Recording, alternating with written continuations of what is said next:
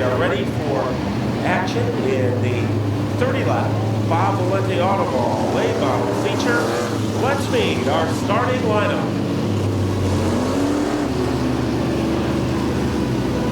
Starting on the pole in car number 67 from Uncasville, Connecticut, it's Brandon Clements. To the outside of the front row, car number 7 from Deep River, Connecticut, Willen Engineering, and Atwood Auto appearance the entry for Edfield. The third starting position will belong to car number 17, the driver from Milford, Connecticut, Wayne Corey Jr. To the outside of row number 2, car number 28 from Westport, Connecticut, Larry's Auto Machine and Toyota of Westport, the entry for Jay Lozniak. Starting fifth in the field is car number 5, 2 feature event wins for the driver from Deep River, Carl Erickson.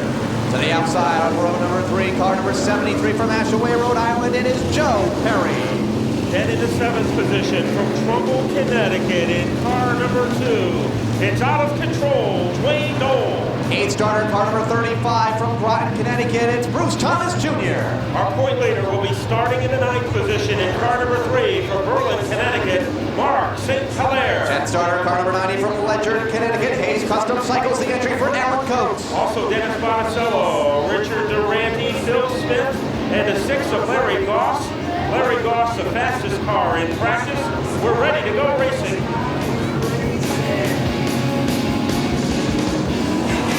Green flag off of turn 4. We are underway with a 30-lap late model main event, and it is Clements leading into turn number 2. But he's being chased by Ed Field. Ed Field had to completely repair that 7 car. After last week's altercation, Wozniak in trouble, drifting up high, and that might get some elbow room for Wayne Curry. Yeah, a lot of slip sliding from about 3rd on back. Wayne Corey, Jay Lozniak side by side for that 3rd spot. Erickson down low to the bottom, challenging Joe Perry for the 5th position. So these cars, a little adjustment period to get used to the tour rubber, but Brandon Clements is in the coveted top spot, being shadowed by Ed Field. Joe Perry about ran at him off of turn number 4 as Dennis Bonicello goes into a spin over in turn number 1. Recovers the car as the leaders head out in turn number 3. Clements opens the door on the bottom. Wayne Corey, check that. That's the 7 car at the bottom of Ed Field. The top 3 cars can fit underneath the beach umbrella. Here comes Ed Field. Not enough energy that time to take the lead away from Brandon Clements. Side by side, back down into the corner for the 2nd time by. Clements up high. Field down low to the strike. Give lap number 4 to Ed Field in car number 7 by a half a car length. Clements still riding that outside lane. He'll fall the line in 2nd. With the fast guys on the move, the 5 of Carl Erickson, the 90 of Alan Coates has worked his way into 5th place. Ed Field, what a surprise this would be, because he almost had to rebuild the car during the week. He said it took him half the week just to get the car ready for tonight. Field riding in the 3rd spot, Erickson in 4th, and he's under attack to the outside by Alan Coates in car number 90. Just in the top 5 as Erickson goes to the bottom of Corey, side by side for 3rd, just ahead of Coates. Erickson has the leverage on the bottom groove.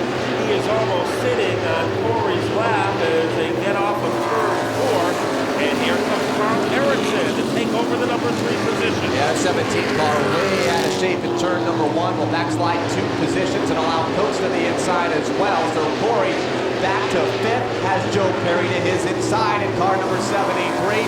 Side by side for the 5th position. Perry to the bottom, takes the spot away as Wayne Corey in car number 17 continues to backslide. Now has Dwayne Knoll to his inside for 7th. Perry has really become more powerful as the weeks go on. Now right behind him, out of control, Dwayne Knoll, and the battleship, Bruce Thomas, looking good in car number 35. Further up, a side-by-side race for the runner-up position. It is the 5 of Carl Erickson to the bottom of Brandon Clements. Erickson takes the spot away. Clements now in jeopardy of losing 3rd. Alan Coates goes to the inside in car number 90. Side-by-side for 3rd on the back straightaway. Coates has the spot, takes it away with ease. Clements back to 4th. Here comes Joe Perry now. He wants to play among the top 5. He's to the inside of Clements for the 4th spot. And Perry has some leverage and some muscle on the bottom groove, and he just explodes his way into the position. Alan Coates trying to get around Carl Erickson on the outside. The inside lane, the outside lane doesn't seem to matter for Alan Coates right now as He has really come up through the field. Trouble further back. Mark St. Hilaire gets into the 35 of Bruce Thomas Jr. Nice save for Thomas, although he'll lose about a half a dozen positions on the speedway for the Thomas car. Perry, fourth. Noel looking for another top five. He had 4 top 5 finishes in a row until last week, and he said he hadn't had that many in a single season. Good move by Dennis Monticello to jackknife his way underneath Jay Wozniak. And Monticello, remember, had a spin a couple of laps ago, has come back up through the field without the aid of a caution flag. Now just outside of the top 10 in the 0-3 car, halfway home and a challenge for the lead. The 7 of Enfield has it, but Alan Coates is closed right up to his back bumper down in turn 1 and is looking to make the pass the tough way around in the outside groove. But it's not tough for Alan Coates as he gets some turbo power. He is able to stampede his way into the lead, so that Kasami in the front of the field is the 90 of Alan Coates. Coates, the new race leader, a lap after the halfway point, 16 laps into the books, 14 to go, and Alan Coates leads on the backstretch. Field into second, the three-way battle for third, led by Carl Erickson. Joe Perry is there along with Dwayne Noel, and they're soon to be joined by Mark St. Hilaire, now riding in the 6th position in car number 3. St. Hilaire looking for some clean air as he goes to the outside of Dwayne Noel. Perry to the outside of Erickson. And while all this is happening, Alan Coates has opened up some breathing room in the battle for his 3rd consecutive win. Dennis Monticello riding the 7th position is closed in on that group. All battling from 3rd on back. Erickson at the bottom. Joe Perry comes off the pace.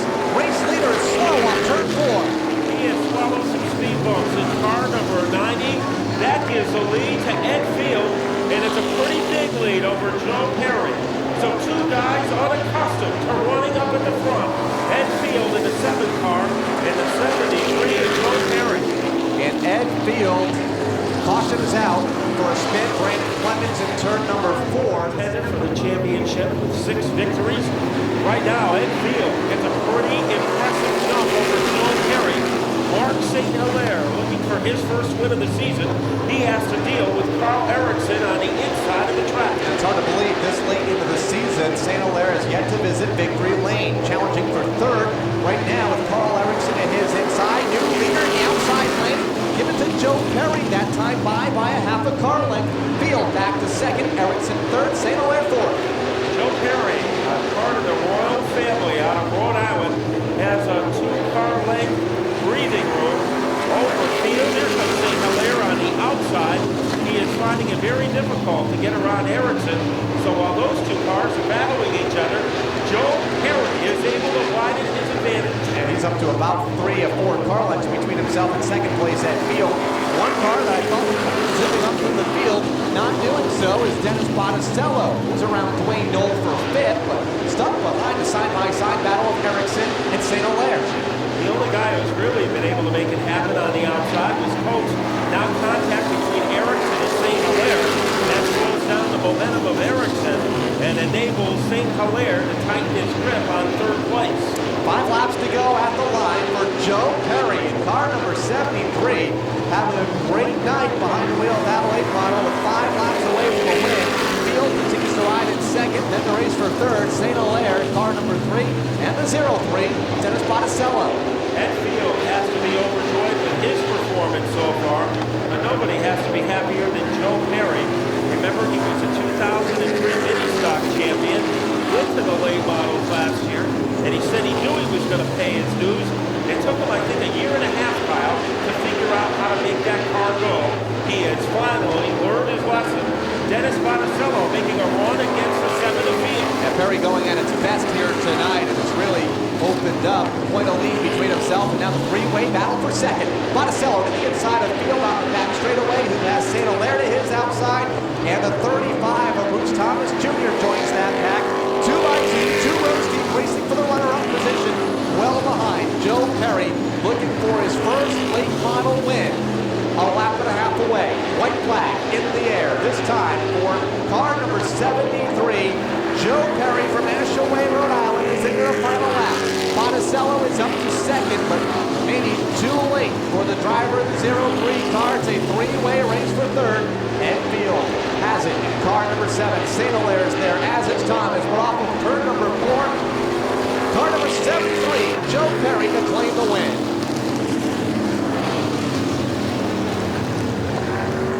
Regained most of those positions. The 35, Bruce Thomas Jr., a great night tonight in 3rd. Ed Field in 4th, and Mark St. Hilaire, the unofficial top 5 as we go trackside.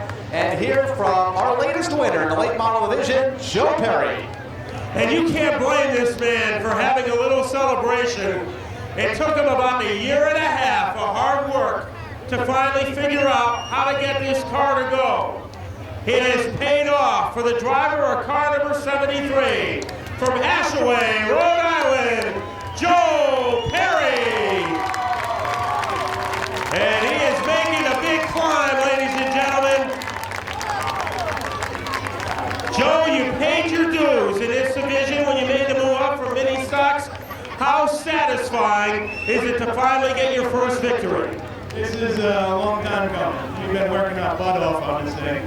It's coming from hard work, dedication from the crew, everybody who's just been working hard. Even Dick Mills has been helping me out for a year and a half. That guy is great. He's been a big help.